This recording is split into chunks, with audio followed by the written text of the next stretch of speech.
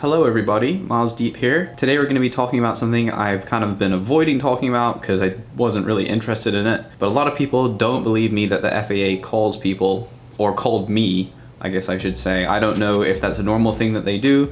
I haven't looked into it. I don't know what their protocols are. All I know is what happened with me, and they called me.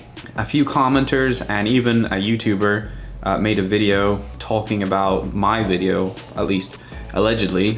A few commenters commented things about my video being phony and information being fake. I have a couple examples here. I just use screenshots for convenience purposes here. I'm pretty disappointed in you that you would make up this story. There are so many falsehoods in this story. I could go on for 5 paragraphs, but I will name just one. The FAA will never call a person. So remember that, he said the FAA will never call a person. They'll always send a certified letter, always, and specifically instructed that social media video is not to be used for the main course of possible violation. So remember that he said that too. So this is 51 drones. He doesn't call me out specifically, or I could be completely wrong and maybe he's not talking about my video, but it seems pretty specific for the time period. Let's take a look. The second thing that I want to talk to you about today is in regards to a video that I watched a few days ago. Now, I'm not going to refer to it specifically or link to it or anything like that, but I do want to say that I question the validity of the presenter's story. I could be way off. It's probably, maybe totally true, but I really don't think it is, or at least not completely true. But in this video, the individual claims that the FAA contacted him more than once regarding some of his aerial videos that he had posted on YouTube. He states that they called him after watching YouTube looking for drone pilots who may be violating UAV rules. That's the first thing that made me question the video. He stated that the agents were polite and educated him and gave warnings, and then closed his cases related to potential visual line of sight loss, as well as posting monetized aerial footage on YouTube. He then goes on to say how he studied for and got his Part 107 remote pilot certificate. Awesome. Great. But here's why I kind of doubt this story. The FAA is specifically instructed that online aerial footage is not to be used to begin investigations. A couple of years ago, I got a hold of this. This right here is from the FAA internal rulebook from volume 6. Anyway, he goes on and shows some paperwork, but obviously whatever he found isn't relevant, or the FAA didn't follow the rules. I don't know who's in the wrong. All I know is what happened to me, and I guess now this is where I prove it. I change phones quite a lot and service, but luckily I managed to save all my voicemails on here. So this is the first voicemail that I got from the FAA, and I didn't think it was real, so I ignored it. This is what I got. Hello, this is Thomas Beck from the Tampa FAA FSDO office, calling you in reference to possible drone activity. You can reach me at 813-287-4902. I'd appreciate it if you return my call. Thank you. So obviously they tried to call me a couple times and I hadn't answered. I never really answer my phone if I don't know the number. And then a little while later, they left me another voicemail, and I think I'd finally got my voicemail box set up at this time. And I checked it, and I listened to both of these, and I was like, what on earth is going on? This is weird. I didn't know the FAA would call people. I didn't think they would. But anyway, this is the second message that I got. Good morning, Miles. This is Tom Feck. I'm with the Tampa FSDO office.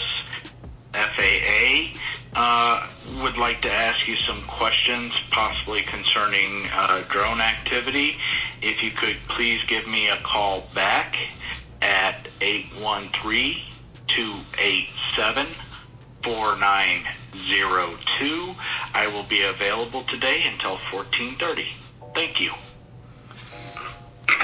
Okay, so I looked at the second message and I thought, man, that's really weird. How would I even know if this is a real FAA number? So what I did was I just Googled Tampa FSDO number, and what came up was 813-287-4900. And the number that he had called me from was 813-287-4902. So I'm assuming maybe they have agent numbers or something like that, but it was similar enough for me to think, man, that's actually probably a real number. If you go over to the actual Tampa FSDO contact office, it's the same number. It's 287-4900. So I gave a call back, and that's how I got to the story of me talking to the first agent, and we cleared everything up. Line of sight was broken. I didn't know before, now I know. Won't do it again. Okay, it's over. Nope. That is when I started getting emails, and I don't know if this agent had tried to call me or not. Again, I took screenshots here so that I could organize the conversation and blank out my personal information.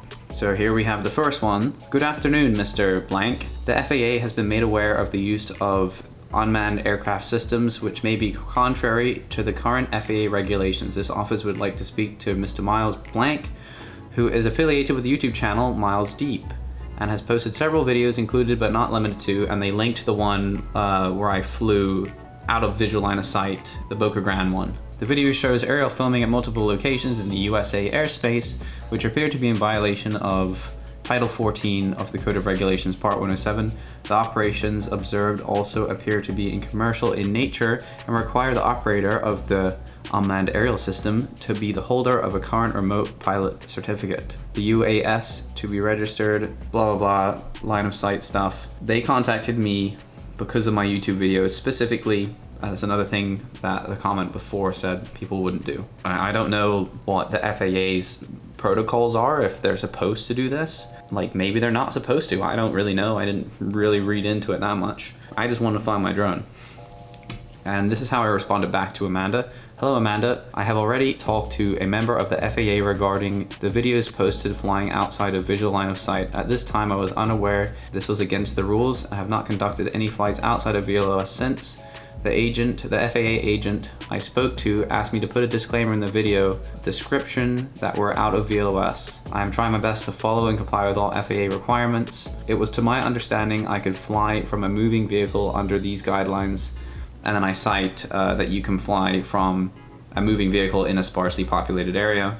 Okay, so this is email number 3. Good evening, Mr. Blank. This office would like to speak to you further regarding your operation of the unmanned aerial aircraft system. This office is aware that you recently spoke with FAA inspectors from the Tampa Flight Standards District Office, FSDO, in April 2020. During your interaction with the Tampa FSDO, you were provided airman counseling and blah, blah, blah. They go on. They sent me an informational packet before and said, however, this being said, your recent posts also indicate that you may still be in violation of Title 14 of the Code of Federal Regulations Part 107. And that was the one that she had an issue with me flying from the Jeep in St. Pete, which she didn't consider the area I was flying in to be a sparsely populated area.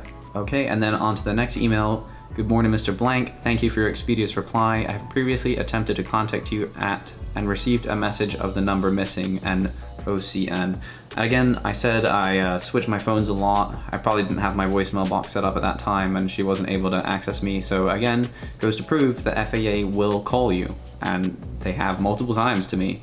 The only reason she sent me this email is because she couldn't get a hold of me on the phone, which I prefer the email because I can tell that it's at least somewhat legitimate. She has an amanda.quavo@faa.gov email address. So again, another example of the FAA calling me. And again, here's the final email. I skipped a few because she sent me a couple like different references and resources and stuff like that for information. But this was after our phone call. She said, good afternoon, Mr. Blank. Thank you for taking the time to speak with the office today regarding the complaint about your operation of the unmanned aerial system displayed on multiple videos posted to the YouTube channel Miles Deep. Over the past year within several locations along the west coast of Florida, the investigation of this complaint identified that your operation of unmanned aerial aircraft has been contrary to the current federal regulations and in violation of Title 14 of the Code of Federal Regulations. And then she lists more codes. But yeah, that was after our probably hour-and-a-half long conversation, which I kind of wish I recorded now because that would have been really interesting to post on here. But she basically just counseled me about all the things I had done wrong, which, you know, is a pretty big list there. So that was that. And I didn't get any more emails from the FAA, and I haven't had any calls or emails since. So yeah, that pretty much wraps that up. I didn't really want to have to make this video. It's not really very exciting, but it's really good information. The FAA might call you. Are they supposed to? I don't know. They called me. Maybe they'll call you. Don't post beyond visual line of sight videos on YouTube. It's not a good idea. And remember, like if you want to, subscribe if you feel like it, and I'll catch you in the next video.